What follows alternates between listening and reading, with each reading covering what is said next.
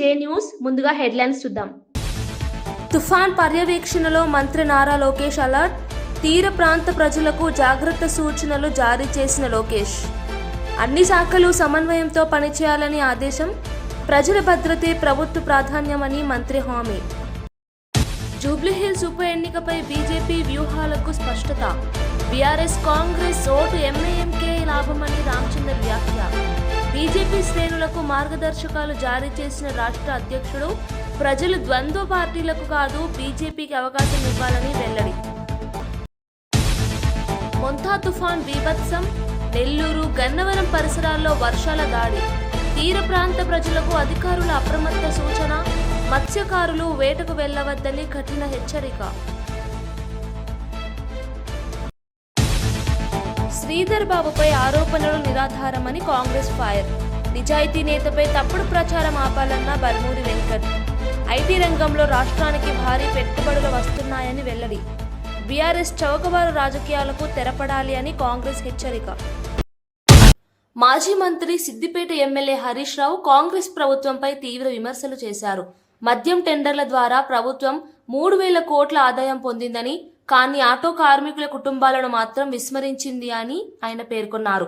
161 auto కార్మికులు ఆత్మహత్య చేసుకోవడం బాధాకరమని, ఒక్కో కుటుంబానికి 10 లక్షల చొప్పున ఆర్థిక సాయం చేయాలని హరీష్ డిమాండ్ చేశారు. ఆటో సోదరులు ఆవేశంలో తప్పుడు నిర్ణయాలు తీసుకోరాదని విజ్ఞప్తి చేశారు. రాబోయే రోజుల్లో బీఆర్ఎస్ ప్రభుత్వం వస్తే ఆటో కార్మికుల సంక్షేమానికి ప్రాధాన్యత ఇస్తామని హామీ ఇచ్చారు. ఆత్మహత్యలకు పాల్పడిన వారి కుటుంబాల పట్ల రాష్ట్ర ప్రభుత్వం వెంటనే చర్యలు తీసుకోవాలని ఆయన కోరారు. 2,000 కోట్లు ఈ నెల వచ్చినాయి కదా, నీకు ఆదాయం అదనంగా వచ్చింది. మద్యం షాపుల మీద, దరఖాస్తుల మీద 3,000 కోట్ల రూపాయలు సంపాదించినావు. మరి ఆ 1,500 కోట్లు ఆటో కార్మికులకు బాకీ పడ్డావు, దాన్ని విడుదల చేయి, ఆటో కార్మికుల్ని కాపాడుకో అని చెప్తా ఉన్నాం. ఇప్పటికీ ఆటో కార్మికులు 161 మంది ఆటో కార్మికులు ఈ రాష్ట్రంలో ఇప్పటి వరకు చనిపోయారు. ఆ కుటుంబాలు రోడ్డు మీద పడ్డాయి. చనిపోయిన ఆటో కార్మికుల కుటుంబాలకు 10 లక్షల రూపాయల ఎక్స్గ్రేషియా ఇవ్వాలని బీఆర్ఎస్ పార్టీ పక్షాన డిమాండ్ చేస్తా ఉన్నాం. ఇవాళ ఆటో కార్మికులు ఇంకా ఎవరు కూడా చనిపోవద్దని కూడా తమ్ముళ్ళని మేము కోరుతా ఉన్నాం. ధైర్యంగా ఉండండి, పోరాడుదాం. మీ పిల్లలు, మీ భార్య, కుటుంబ సభ్యులు వీధిన పడద్దు. మీరు ధైర్యంగా ఉండండి. మళ్లీ వచ్చేది బీఆర్ఎస్ ప్రభుత్వం, తప్పకుండా మిమ్మల్ని కాపాడుకుంటాం. బీజేపీ రాష్ట్ర అధ్యక్షుడు రామచంద్రరావు ఆధ్వర్యంలో బీజేపీ రాష్ట్ర కార్యాలయంలో కీలక సమావేశం జరిగింది. జూబ్లీహిల్స్ ఉప ఎన్నిక నేపథ్యంలో పార్టీ శ్రేణులకు మార్గదర్శకాలు ఇచ్చారు. ఈ సమావేశానికి కేంద్ర మంత్రి కిషన్ రెడ్డి హాజరయ్యారు. ఆయన మాట్లాడుతూ జూబ్లీహిల్స్ ఉప ఎన్నికలో బీఆర్ఎస్ కైనా కాంగ్రెస్ కైనా ఓటు వేసినా చివరికి లాభం ఎంఐఎంకి దక్కుతుందని వ్యాఖ్యానించారు.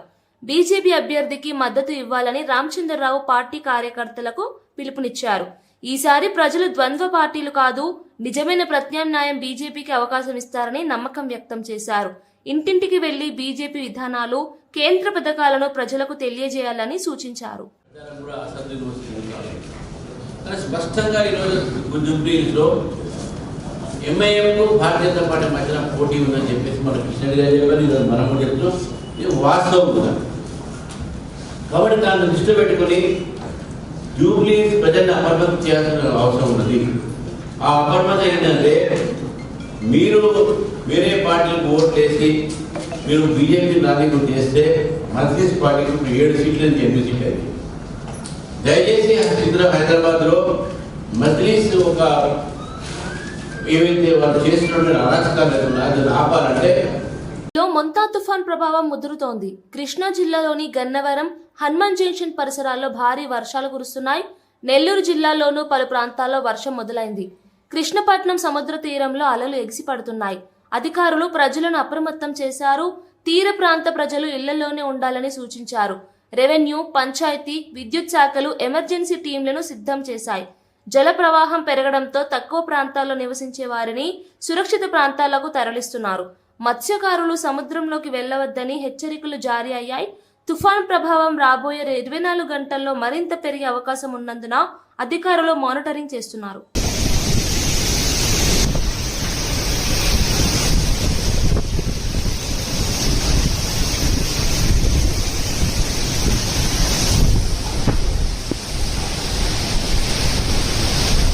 ఐటీ శాఖ మంత్రి శ్రీధర్ బాబుపై బీఆర్ఎస్ నేతలు చేస్తున్న విమర్శలు నిరాధారమని కాంగ్రెస్ ఎమ్మెల్సీ బల్మూరి వెంకట్, పీసీసీ ప్రతినిధి డాక్టర్ లింగం యాదవ్ తీవ్రంగా మండిపడ్డారు.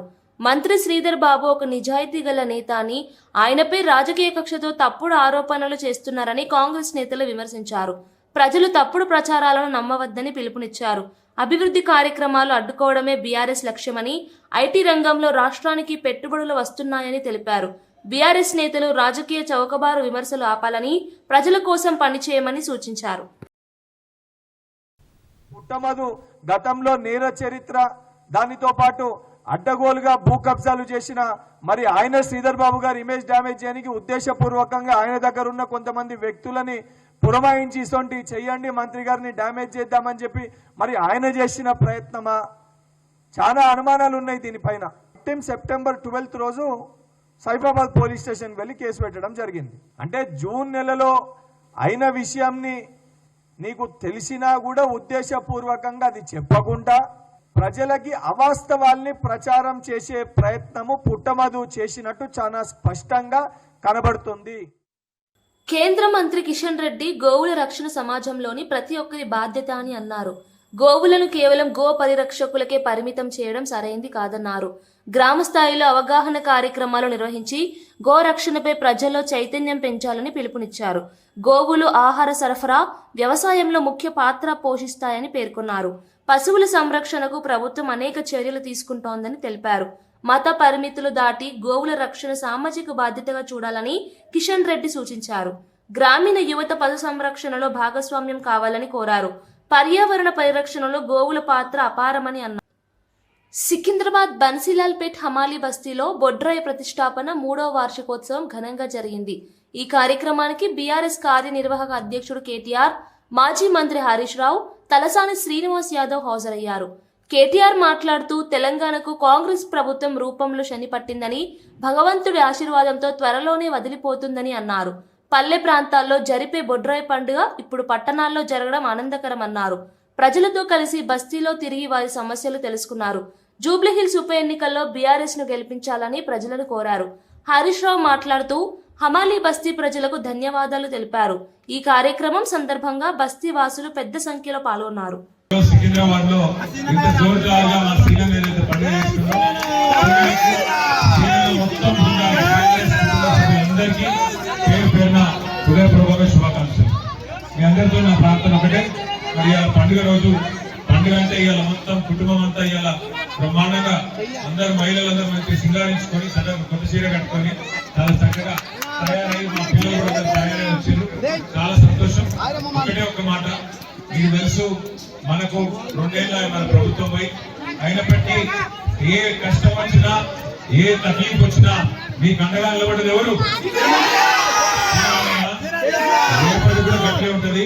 తలసాని శ్రీనివాస్ యాదవ్ గారు హైదరాబాద్ లో, ఒక సనత్ నగర్ లో కాదు, హైదరాబాద్ సికింద్రాబాద్ లో ఎవరికి ఏ కష్టం వచ్చినా అండగా నిలబడే నాయకుడు.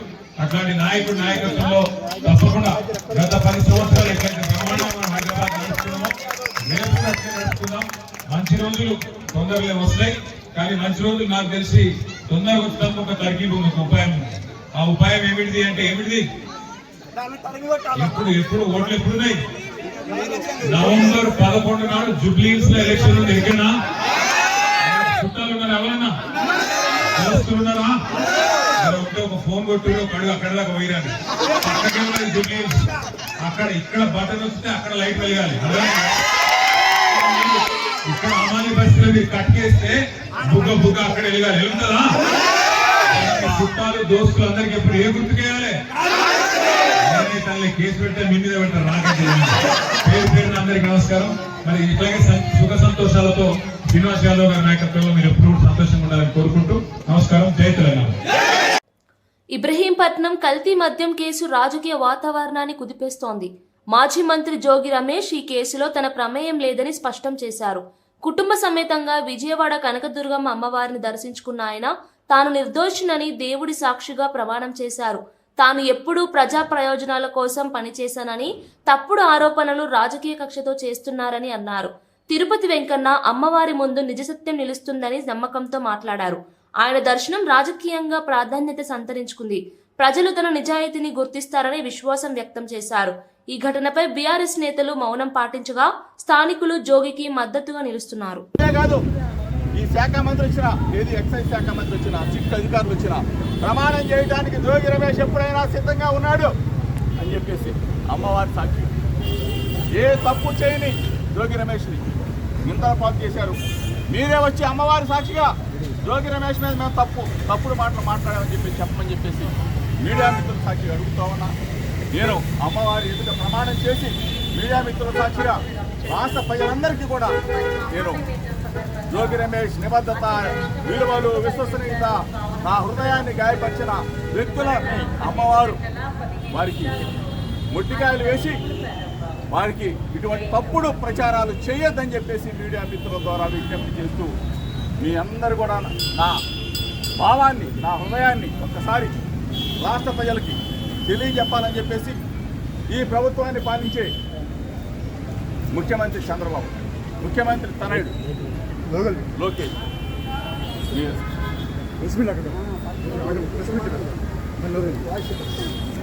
మంత్రి అడ్లూరి లక్ష్మణ్ హరీష్ రావు చేసిన వ్యాఖ్యలను తీవ్రంగా ఖండించారు. బలహీన వర్గాల మంత్రులను దండుపాళ్యం బ్యాచ్ అని పిలవడం అవమానకరమన్నారు. మేము దండుపాళ్యం బ్యాచ్ అయితే వాళ్ళు స్టూవర్ట్పురం దొంగలా అని అడ్లూరి వ్యాఖ్యానించారు. రాజకీయాల్లో గౌరవం, మర్యాద అవసరమని ఆయన సూచించారు. ఇతరులని అవమానించే ధోరణి ప్రజాస్వామ్యానికి విరుద్ధమన్నారు. హరీష్ రావు వెంటనే క్షమాపణలు చెప్పాలని డిమాండ్ చేశారు. మంత్రులుగా బాధ్యతతో మాట్లాడాలని, ప్రజల్లో తప్పుడు సందేశాలు రాకుండా చూడాలని సూచించారు. ఈ వ్యాఖ్యలతో బీఆర్ఎస్ కాంగ్రెస్ మధ్య మాటల యుద్ధం మళ్లీ వేడెక్కింది. వ్యక్తిగత ఎజెండాకు పరిమితమై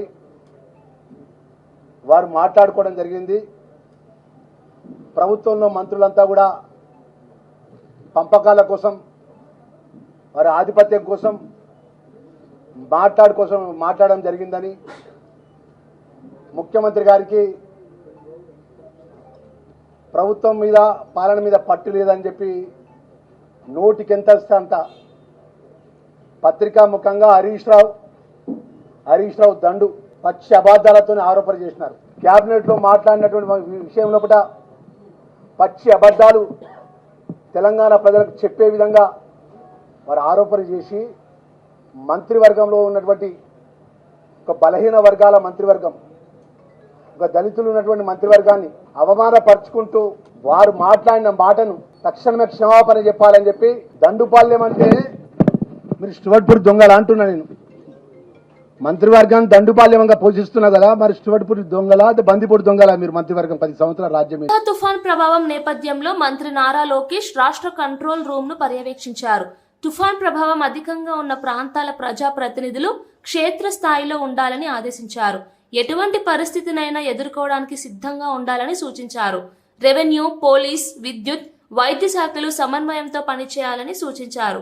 ప్రజలకు ఎటువంటి ఇబ్బందులు రాకుండా చూసేలా ప్రతి అధికారి అప్రమత్తంగా ఉండాలని అన్నారు.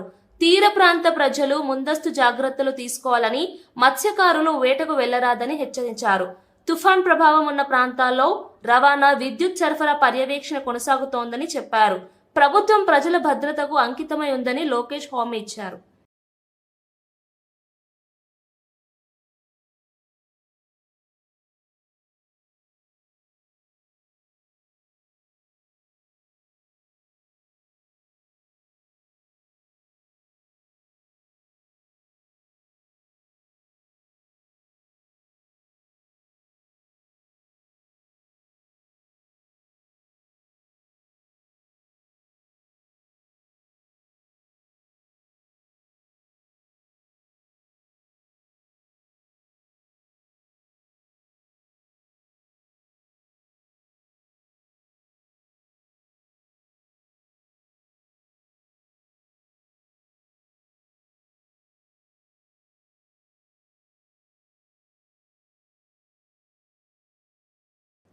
ఎంపీ చామల కిరణ్ కుమార్ రెడ్డి యాదగిరిగుట్ట పోలీస్ స్టేషన్లో మాజీ మంత్రి హరీష్ రావుపై ఫిర్యాదు చేశారు.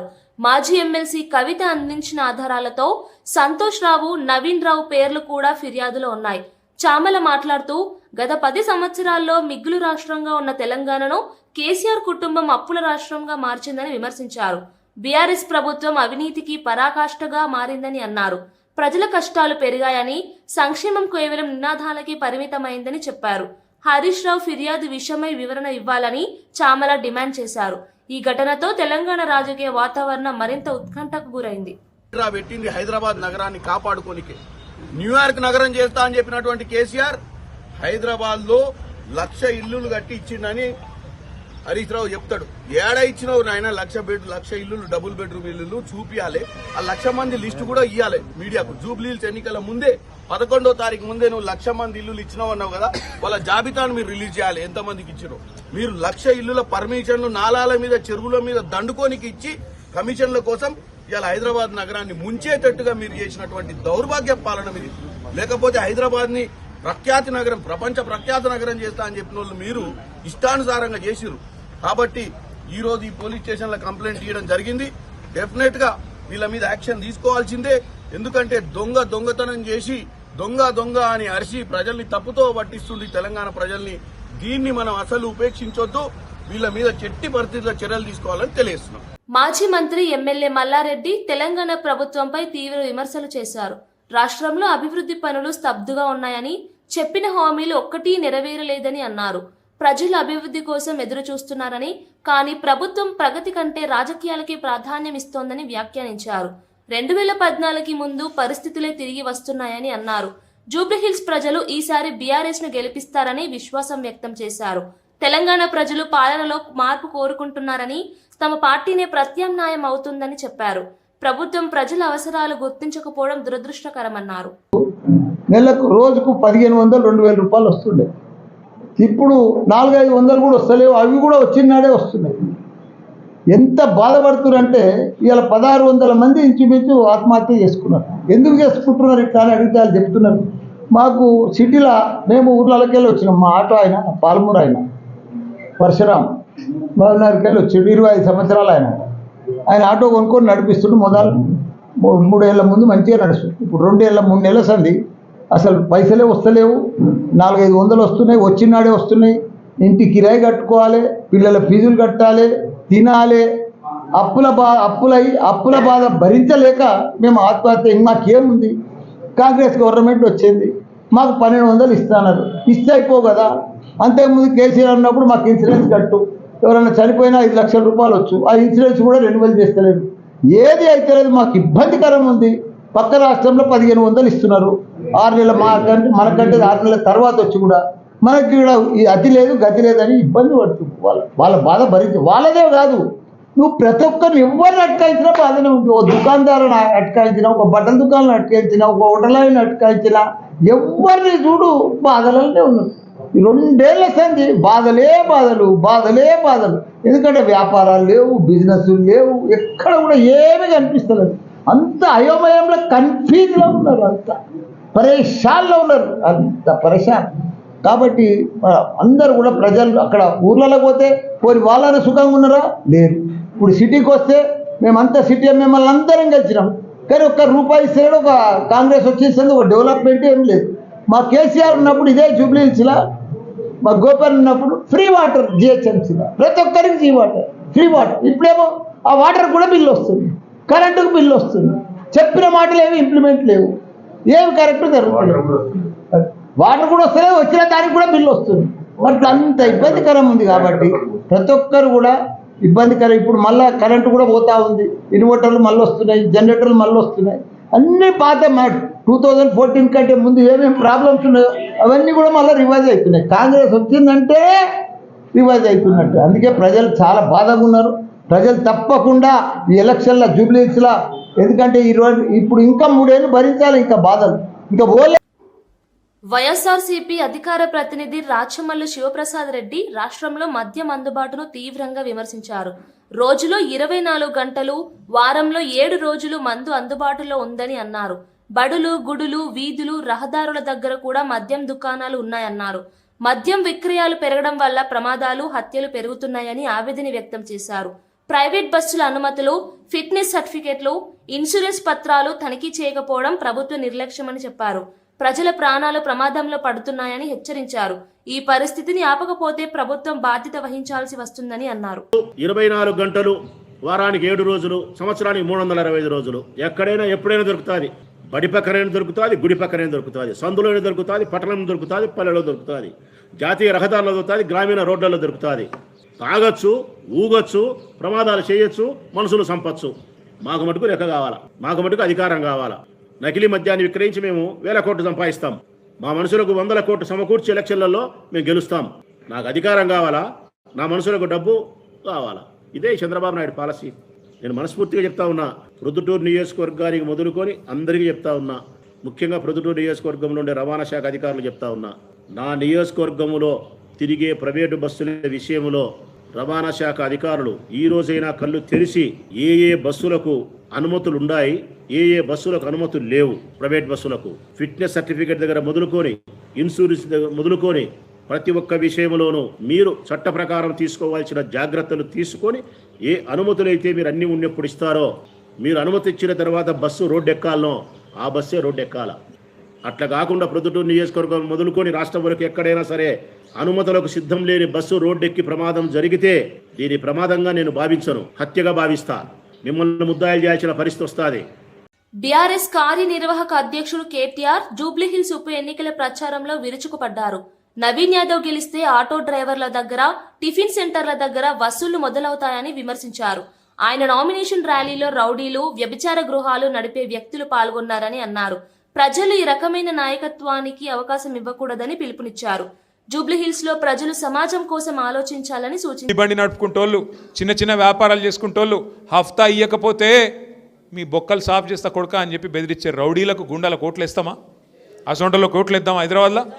గదే ఆలోచించుకోవాలి. జూబ్లీహిల్స్లా గిసొంటోళ్ళే దొరికిర్రైగా.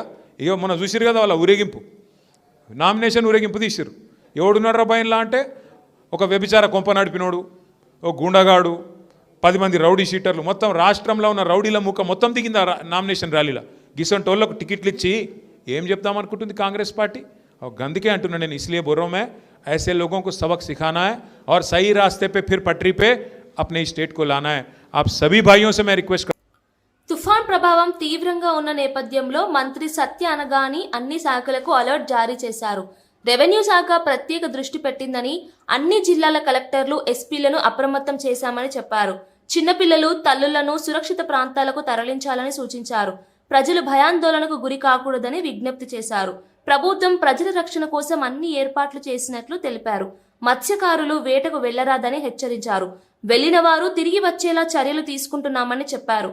సీఎం చంద్రబాబు స్వయంగా పరిస్థితిని మానిటరింగ్ చేస్తున్నారని తెలిపారు. తుఫాన్ తీవ్రతను తగ్గించేందుకు రక్షణ బృందాలు సిద్ధంగా ఉన్నాయని తెలిపారు. అతి వేగంగా వస్తూ ఉంది మన వైపు. మచిలీపట్నం నుంచి కళింగపట్నం మధ్యలో తీరం దాటే అవకాశం ఉంది కాబట్టి ప్రభుత్వ యంత్రాంగం మొత్తం కూడా అప్రమత్తంగా ఉండాలి.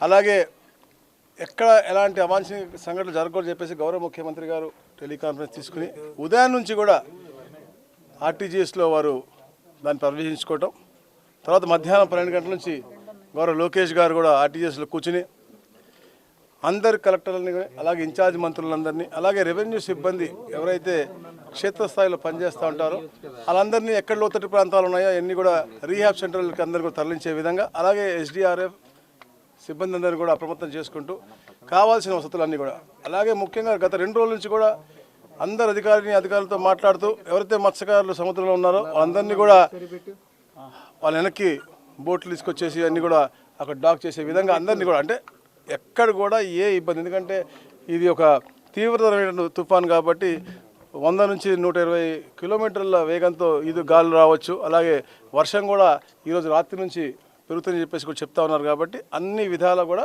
ప్రభుత్వం సంసిద్ధమైంది. ఎక్కడ కూడా ఎలాంటి అవాంఛనీయ సంఘటనలు జరగకుండా చూసుకుంటారు. Thank you. మొంతా తుఫాన్ ప్రభావం దృష్ట్యా రాష్ట్రంలోని అన్ని జిల్లాల కలెక్టర్లు, ఎస్పీలను అలర్ట్ చేసినట్లు మంత్రి అనిత తెలిపారు. తుఫాన్ ప్రభావిత ప్రాంతాల్లో చిన్నపిల్లలు, తల్లులను సురక్షిత ప్రదేశాలకు తరలించాలని సూచించామని చెప్పారు. ప్రజలు భయాందోళనకు గురి కావద్దని, ప్రభుత్వం అన్ని చర్యలు చేపట్టిందని భరోసా ఇచ్చారు. తుఫాన్ సమయంలో మత్స్యకారులు సముద్ర వేటకు వెళ్లరాదని హెచ్చరించారు. ఎక్స్ట్రా కూడా ఈరోజు రాష్ట్ర ప్రభుత్వానికి ఇక్కడికి రావడం జరిగింది. వీటితో పాటు అన్ని తుఫాన్ షెల్టర్స్ని, అదేవిధంగా ఎక్కడెక్కడైతే చిన్నపిల్లల తల్లులు ఉన్నారో, చంటి పిల్లలు ఉన్నారో వాళ్ళందరినీ కూడా సురక్షిత ప్రాంతాలకు తరలించడం, అదేవిధంగా ఈరోజు సివిల్ సప్లైస్ డిపార్ట్మెంట్ దగ్గర నుంచి మనకి అన్నిటికీ కూడా నిత్యావసర వస్తువులన్నీ కూడా ఆయా ప్లేసులకి తరలించడం అవన్నీ కూడా జరిగినాయి.